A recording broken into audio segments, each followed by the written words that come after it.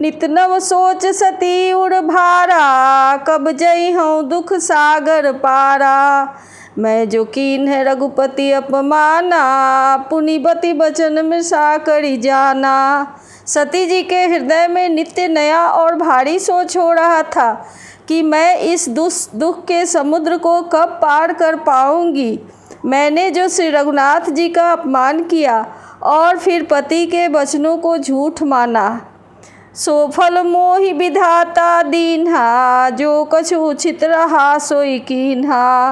अब विधियस बूझिए नहीं तो ही, शंकर विमुख जीवावसी मोही। उसका फल विधाता ने मुझको दिया, जो उचित था वही किया, परंतु हे विधाता, अब तुझे यह उचित नहीं है जो शंकर से विमुख होने पर भी मुझे जिला रहा है। कहीं न जाई कछु हृदय गलानी, मन महु राम ही सुमिर सयानी। जो प्रभु दीन दयालु कहावा, आरती हरन वेद जस गावा। सती जी के हृदय की ग्लानि कुछ कही नहीं जाती।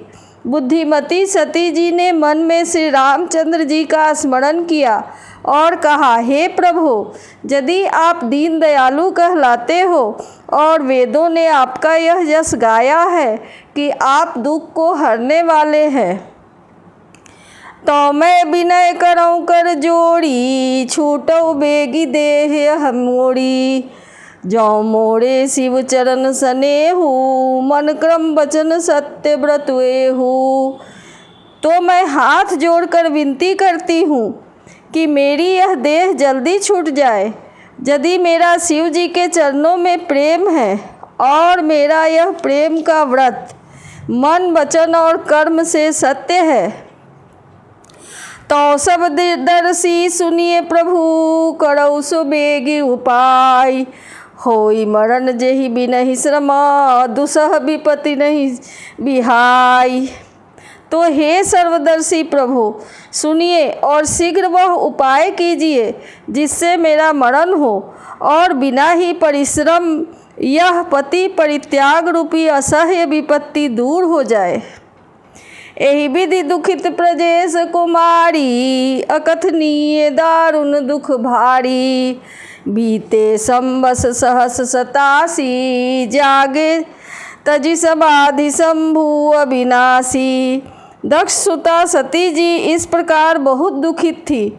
उनको इतना दारुण दुख था कि जिसका वर्णन नहीं किया जा सकता। 87,000 वर्ष बीत जाने पर अविनाशी शिव जी ने समाधि त्यागी। राम नाम शिव सुमिरन लागे, जाने सती जगतपति जागे। जाई शंभु पद बंदन कीन्हा, सन्मुख शंकर आसन दीन्हा। शिव जी राम नाम का स्मरण करने लगे। तब सती जी ने जाना कि अब जगत के स्वामी शिव जी जाग गए हैं। उन्होंने जाकर शिव जी के चरणों में प्रणाम किया। शिव जी ने उनको बैठने के लिए सामने आसन दिया। लगे कहन हरि कथा रसाला, दक्ष प्रजेश भये तेहि काला। देखा विधि विचारी सब लायक, दक्ष ही दीन प्रजापति नायक। शिव जी भगवान हरि की रसमयी कथा कहने लगे। उसी समय दक्ष प्रजापति हुए। ब्रह्मा जी ने सब प्रकार से योग्य देख समझकर दक्ष को प्रजापतियों का नायक बना दिया। बड़े अधिकार दक्ष जब पावा, अति अभिमान हृदय तब आवा। नहीं को अस जन्मा जग माही, प्रभुता पाई जाहि मद नाही। जब दक्ष को इतना बड़ा अधिकार पाया तब उसके हृदय में अत्यंत अभिमान आ गया। जगत में ऐसा कोई भी नहीं पैदा हुआ है जिसको प्रभुता पाकर अभिमान न हो। दक्ष लिए मुनि बोली सब, करे लगे बड़ जाग। नेवते सादर सकल सुर, जे पावत मख भाग। दक्ष ने सब मुनियों को बुला लिया और वे बड़ा यज्ञ करने लगे। जो देवता यज्ञ का भाग पाते हैं, दक्ष ने उन सबको आदर सहित निमंत्रित किया किन्नर नाग सिद्ध गंधर्वा बधुन समेत चले सुर सरबा। विष्णु बिरंची महेश बिहाई चले सकल सुर जान बनाई। दक्ष का निमंत्रण पाकर किन्नर नाग सिद्ध गंधर्व और सब देवता अपनी अपनी स्त्रियों सहित चले।